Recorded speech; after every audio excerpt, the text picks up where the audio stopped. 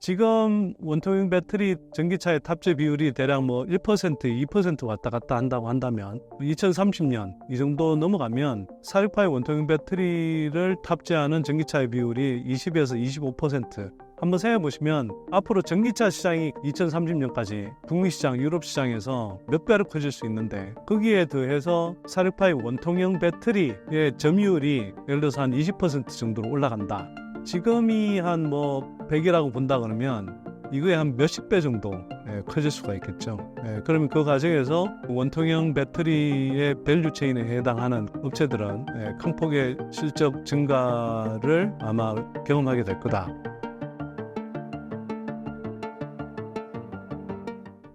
LG에너지솔루션 3분기 실적은 어떤가요?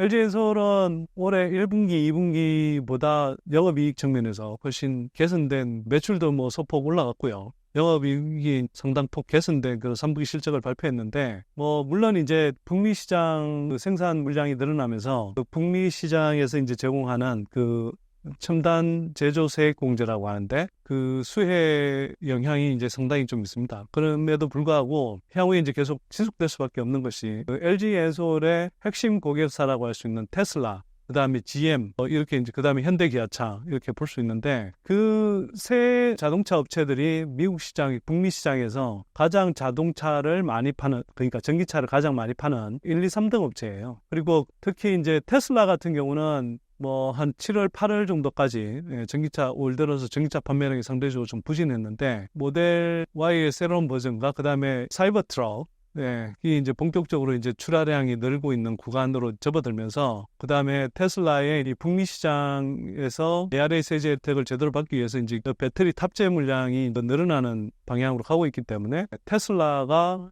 향후에 이제 계속 좋아지는 흐름이고, 그 다음에 GM의 경우에는 올해 연간 판매 목표량을 20만 대로, 전기차 판매량을 20만 대로 세웠는데 9월까지 판매량이 9만 대 정도에 그쳤어요. 그런데도 GM이 연간 20만 대 판매 목표를 아직 수정을 안 하고 있거든요. 물론 그건 아직은 수정 안 한 이유가 뭐 여러 가지 측면일 수 있는데, 한편으로는 아직은 연간 판매 목표를 채우기 위해서 최선을 다하겠다 이런 자세의 표현일 수도 있는 거고요. 한편으로는 근데 지금까지 이제 쭉 보면 이게 전기차뿐만 아니라 특히 북미 시장에서의 뚜렷한 현상은 뭐냐면 1월 달부터 12월 달까지 이렇게 연말로 가면 갈수록 계속 자동차 판매량이 계속 늘어나요. 그래서 1분기보다 2분기, 3분기, 2분기보다 3분기, 3분기보다 4분기가 이제 판매량이 늘어나는 흐름인데, 특히 GM의 경우에는 우리의 기아 EV3처럼 가성비 짱인 그런 GM 에퀴녹스 모델을 이제 출시한 지 얼마 안 됐거든요. 근데 이미 9월 달에 에퀴녹스 그 출시 초기임에도 불구하고 GM 전기차 모델 중에 판매량이 가장 많이 발생하는 그런 전기차 모델이 됐거든요. 그게 이제 본격적으로 이제 출하돼서 이제 판매되기 시작한 4분기에는 GM의 에퀴녹스 모델과 더불어서 이미 나와 있는 리릭이라든지 다양한 모델들이 계속 판매가 늘어난다. 그리고 4분기 성수기를 이렇게 감안한다 그러면 20만 대 목표량은 못 채운다 하더라도 지난 3분기 때까지보다 훨씬 많은 아마 전기차를 판매하지 않을까 싶고요. GM의 이제 그런 야심찬 목표가 아직도 그대로 유지되고 있다. 이걸 이제 좀 본다면 GM의 4분기 판매량도 늘어날 것이다. 그리고 현대기아차가 지금 북미 시장에서 굉장히 좀 선전하고 있습니다. 최근을 보면 현대기아차가 거의 미국에서 테슬라에 의해서 격차는 크지만 GM을 제치고 두 번째로 전기차를 많이 파는 이제 자동차 그룹에 속하기도 하고요. 당연히 현대기아차도 사실은 LG엔솔의 주력 고객사 중에 하나죠. 그렇기 때문에 이런 업체들의 이제 전기차 판매량이 계속 앞으로 늘어나는 흐름이기 때문에 이건 가면 갈수록 실적은 올해 상반기를 바닥으로 해서 계속 좋아질 수밖에 없는 구간이고, 앞에 설명드린 바와 같이 25년, 26년으로 가면 갈수록 북미 시장과 유럽 시장이 커질 수밖에 없기 때문에 LG엔솔의 실적은 큰 폭으로 증가할 것이다. 또 이와 더불어서 영업이익 측면에서 보면 단순히 시장 성장에 따라서 매출이 늘어나는 것뿐만 아니라 그 영업이익 측면에서 보면 아까 앞에서 말씀드렸던 첨단 제조세액 공제 수혜 혜택이 계속 갈수록 커진다는 의미이긴 하거든요. 미국 내에서 이제 생산한 배터리를 탑재하는 물량이 늘어나면 그만큼 미국 내에서의 수량을 많이 하게 되고, 이게 이제 영업이익에 기여하는 비중이 되게 커지게 되는데, 그렇게 되면 지금 워낙 바닥 구간이어서 영업이익이 이제 적게 잡힌 측면도 있지만 이 MPC 혜택도 이제 앞으로 계속 커지게 돼 있다. 그렇게 따지면 아마 2년, 3년 지나면 LG엔솔의 영업이익이 지금보다 한 10배 이상 커질 수 있는 그런 효과가 나타날 거다 이렇게 볼 수 있죠. 그래서 LG엔솔은 실적은 앞으로 계속 성장할 겁니다. 다만 이미 이제 시총이 그 100조 정도 수준까지 와 있는 이 회사가 제가 앞에서 거론했던 그런 중소 스몰캡들처럼 그렇게 이제 주가가 큰 폭으로 빠르게 움직일 것으로 기대해서는 안 되고요. LG엔솔 같은 업체를 투자하는 분들이라면 그냥 이 한국 배터리 산업의 일종의 이제 대표 주자로서 좀 안정감 있게 주가에 상대적으로 이제 큰 변동 없이 안정감 있게 지속적으로 성장하는 기업에 투자하는 느낌으로 이렇게 투자하시면 되는 종목이다 이렇게 봅니다. 최근 LG에너지솔루션과 벤츠의 대규모 수주 계약 의의가 무엇인가요? 일단 LG엔솔이 몇 달 전에 이제 런호향으로 LFP 배터리 스펙으로 이제 수주를 했고요.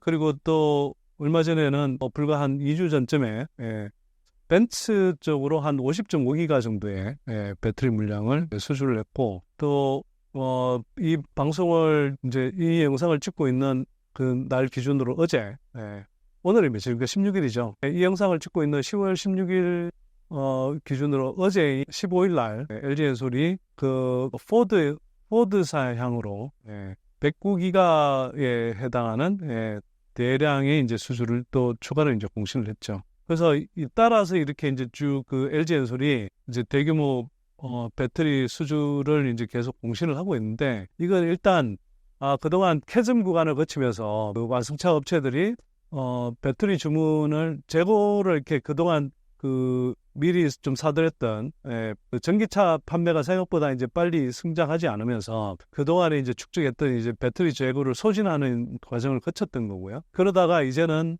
재고를 어느 정도 조정하고 또 한편으로는 이렇게 이 시장 성장을 기대하면서 이제 다시 그 배터리 업체와 이제 계약을 하려고 하는 것인데 그 중에서도 한국의 이제 대표적인 배터리 업체인 LG엔솔이 연거푸 그런 계약들을 따내고 있다라는 점에서 보면 이게 한편으로는 드디어 이제 캐즘이 웬만큼 끝나가고 새로운 이제 계약 물량이 나오는 단계로 접어들었다라는 명확한 시그널을 읽을 수 있고요. 또 한편으로는 그 가운데서도 한국 배터리 산업이 상당히 이제 건재하고 이 캐즘 구간을 거치면서 결국은 다른 중국이든 또 유럽의 그런 업체들을 따돌리고 그 한국 배터리 산업의 점유율 또는 지배력 이런 것들이 올라가는 이제 징후를 읽을 수 있을 것 같고요.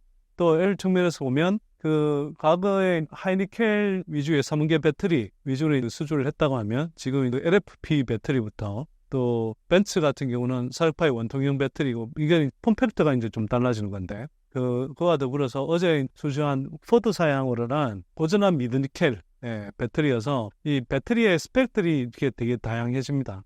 그래서 그만큼 이 캐즘 구간을 거치면서 한편으로는 이게 일종의 이제 산업 전체로서 실현기이기도 했지만 이 실현기에 이른바 기존에 상대적으로 좀 고가였던 전기차 시장에서 이제는 중저가 위주의 보급형 시장, 그 다음에 이른바 볼륨 시장으로 이렇게 건너가기 위한 준비들을 해왔던 것이고 그에 맞춰서 다양한 가격대에 그리고 다양한 스펙을 가진 그런 이제 배터리를 개발한 결과가 고객들의 니즈와 맞닿으면서 수주가 일어나는 이제 결과라고 이렇게 판단하시면 될 것 같고요. 특히 어제 포드 사양으로 LG엔솔이 계약을 맺은 것은 또 다른 의미가 있는데 한편으로는 LG엔솔을 비롯해서 한국 배터리 산업이 올해 실적이 부진했던 근본적인 이유는 북미 시장은 사실 캐즘 그러지만 사실 성장하고 있어요. 전년 동기 대비해서 여전히 한 10% 가까운 그런 성장률을 보이고 있는데 이 유럽 시장이 사실은 지난해 대비해서 한 마이너스 20%까지 이렇게 오히려 부진한 이런 흐름이 나타나면서 그 캐즘이 경기 후퇴의 조짐이 되게 이제 강했거든요. 근데 어제 포드 사양으로 나온 물량은 오랜만에 나온 지역으로 따지면 포드의 유럽 전기차 생산에 그러니까 전기차 생산 공장에 이제 공급하는 배터리 물량입니다. 그래서 아까 이제 제가 앞에서 말씀드렸다시피 유럽에서도 내년 이후에 배출 규제가 강화되면서 전기차 시장이 성장할 수밖에 없고 그리고 향후에 이제 계속 그 전기차 시장이 이제 커질 수밖에 없는 흐름으로 가는 것을 보여주는 그 징후다 이렇게 이제 좀 읽을 수 있을 것 같고요. 특히 어제 계약 계획된 배터리 포드사향의 그 배터리 물량은 포드사향의 EV 트랜짓, 이 트랜짓이라고 불리는 그 대형 밴 차량에 탑재되는 이제 배터리 물량들입니다. 이 밴은 기본적으로 일반적인 승용차보다 이제 배터리 탑재 용량이 크고요. 또 그 포드사의 밴들이 유럽 시장에서 가장 많이 팔리는 밴들 상용차 중에서 가장 많이 팔리는 모델들이거든요. 그리고 그렇기 때문에 그만큼 지금도 수요가 많지만 앞으로도 계속 수요가 이어질 수 있는 그런 전기차 모델에 이제 들어가는 것이기 때문에 사실 어제 계약 맺은 것 이상으로 그건 사실 이제 기본 최소 물량을 맺어 놓은 것이고 실제 공급 물량은 향후 시장 성장과 더불어서 더 늘어날 가능성이 높다 이렇게 보시면 될 것 같습니다. 그리고 이게 이제 당장이 새로운 그 계약 공시는 아니지만 최근에 그 테슬라가 계속 이제 46파이 원통형 배터리를 탑재하기로 했었는데 테슬라의 전기차 판매가 상대적으로 좀 부진한 가운데 또 테슬라 자체 4680 배터리 생산이 원활하지 않으면서 그 일정이 계속 지연됐었잖아요. 그러다가 얼마 전에 그 테슬라가 LG엔솔의 4680 원통형 배터리 그 주문을 맡겨서 연말부터 이제 생산에 들어가기로 했다라는 이제 소식이 나왔는데, 이 소식도 굉장히 중요한 소식입니다. 실제로 이제 그리고 앞에서 LG엔솔의 벤츠향 공급 계약은 46 원통형 배터리 계약이거든요. 이렇게 이제 테슬라향, 그 다음에 벤츠향 이런 이제 공급 계약에서 볼 수 있다시피 이제는 LG엔솔이 본격적으로 46파이 원통형 배터리 생산에 들어가는 단계에 접어들었고 이렇게 들어가면 46파이 원통형 배터리는 폼팩트상으로 그 완성차 업체 입장에서 보면 화재 안정성이 화재에 훨씬 더 안전하고 또 한편으로는 이렇게 대량으로 표준화한 그런 전기차 모델을 구현하는데 좋기 때문에 향후 원통형 배터리 46파이 원통형 배터리가 이제 생산되기 시작하면 이 배터리 폼팩트 가운데 굉장히 하여튼 주력 폼팩트로서 계속 성장할 가능성이 높습니다. 그런 면에서 최근에 이제 테슬라의 46파이 원통형 배터리를 주문받아서 연말부터 생산에 들어가기로 한 것, 그리고 벤츠향으로 46파이 원통형 계약을 맺은 것, 이런 것들은 앞으로 이제 46파이 원통형 배터리 쪽 그 기업들의 실적 성장이 가파르게 일어날 수 있다는 걸 예고하는 사건이라고 볼 수 있고요. 그런 면에서 아까 이제 제가 주목해야 될 소재 이렇게 말씀을 하셨는데 46파이 원통형 배터리 밸류 체인에 해당하는 니켈 도금 강판을 공급하는 TCC 스틸이라든지 그 캔을 만드는 업체라든지 이런 업체들을 좀 공부해서 중장기적인 관점에서 좀 투자해 보실 구간이 아닌가 이렇게 생각이 됩니다. 향후 46파이 배터리 산업은 어떻게 전망하시나요? 굉장히 빠른 속도로 커질 것으로 예상이 되고요.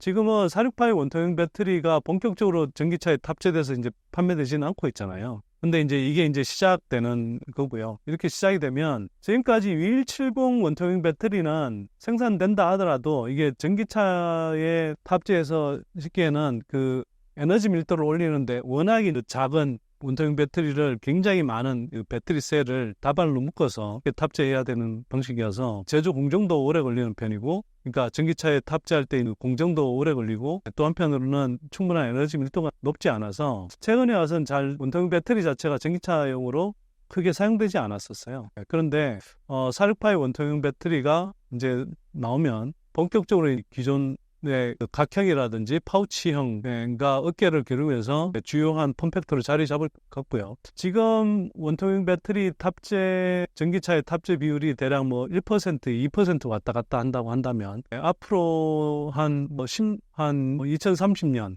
이 정도 넘어가면 46파이 원통형 배터리를 탑재하는 전기차의 비율이 20에서 25% 정도 차지하지 않을까 싶고요. 그러면 한번 생각해 보시면 앞으로 전기차 시장이 향후 한 2030년까지 지금보다 북미 시장, 유럽 시장에서 몇 배로 커질 수 있는데 거기에 더해서 시장 자체가 그만큼 커진 상황에서 46파이 원통형 배터리 점유율이 예를 들어서 한 20% 정도로 올라간다. 이렇게 하면 실제로 46파이, 그러니까 46파이를 배제하고 그냥 원통형 배터리의 탑재 비율, 그리고 점유율, 이게 다른 시장 사이즈의 증가, 이걸 생각해 보면 지금이 한 100이라고 본다 그러면 이거에 한 몇십 배 정도 커질 수가 있겠죠. 그러면 그 과정에서 그 원통형 배터리의 밸류 체인에 해당하는 그런 업체들은 큰 폭의 실적 증가를 아마 경험하게 될 거다. 이렇게 이제 판단한 거죠. 다만 초기에는 이게 뭐 사육파이 원통형 배터리를 처음 탑재하면서는 당장 뭐 대규모로 이렇게 아마 생산 판매가 일어나진 않을 수 있어서 초기 실적 증가는 뭐 물론 증가 속도는 빠르다 하더라도 여전히 절대적인 사이즈에서는 아주 크지는 않을 수 있어요. 그러나 이게 증가의 속도로 그리고 최종적으로 뭐 긴 호흡으로 봤을 때 향후 그 시장의 예상 승장 경로를 생각해 보면 이 시장과 여기에 속해 있는 밸류체인 기업들의 실적은 굉장히 큰 폭으로 증가할 가능성이 높다 이렇게 볼 수 있습니다. 주가라는 건 제가 제가 진행하는 선대인 TV에서 여러 번 설명한 바에 있습니다만 주가 고성장하는 그러니까 주가 상승률이 높은 기업을 찾고 싶다면 이걸 찾으시면 됩니다. 지금의 시총 대비 또는 매출 사이즈 대비해서 향후 이 회사의 매출 실적 성장 잠재력이 얼마나 큰가를 보면 되는데 이건 기본적으로는 그 회사가 그 타겟으로 하는 그 시장의 크기, 그 시장의 그 타겟으로 하는 그 시장의 크기에 대비해서 이 회사가 그 시장에 차지할 수 있는 비율 이런 것들을 따져보면 되는 거거든요. 그러면 예를 들어 가상의 예를 들면 어떤 회사가 1,000억 원의 가치를 갖고 있는데 사육파이 원통형 배터리 시장이 앞으로 커지면서 여기서 니켈 도움 강판 사업의 규모가 굉장히 가파르게 커질 게 보이잖아요. 그러면 한 2030년까지 봤을 때 그냥 줄잡아 한 10배 정도 성장한다고 치고 거기에서 이 회사가 만약 그 시장의 뭐 한 60%, 70%를 차지하는 기업이다. 그러면 당연히 이 회사의 성장 여력은 되게 크겠죠. 그래서 그런 식으로 판단할 수 있는 겁니다. 그렇기 때문에 이게 이제 왜 이 어떤 회사를 판단할 때 이 회사가 주가가 많이 오를 거냐라고 판단하는 것은 기본적으로 이 회사의 실적이 얼마나 증가할 것이냐를 보는 것이고 실적을 증가를 가능하려고 하면 이 회사가 타겟으로 하는 시장의 크기가 얼마나 빨리 커질 수 있으며 거기에서 이 회사의 그 실적이 얼마나 그 사업의 영역에 노출되어 있어서 빠르게 성장할 수 있느냐 이걸 봐야 되는 것이죠. 그게 만약 그런 향후에 빠르게 성장할 수 있을 것으로 예상이 되는데 이 회사의 주가가 아직 그 부분을 충분히 반영하고 있지 않다면 상승 여력은 매우 크다고 판단할 수 있겠죠.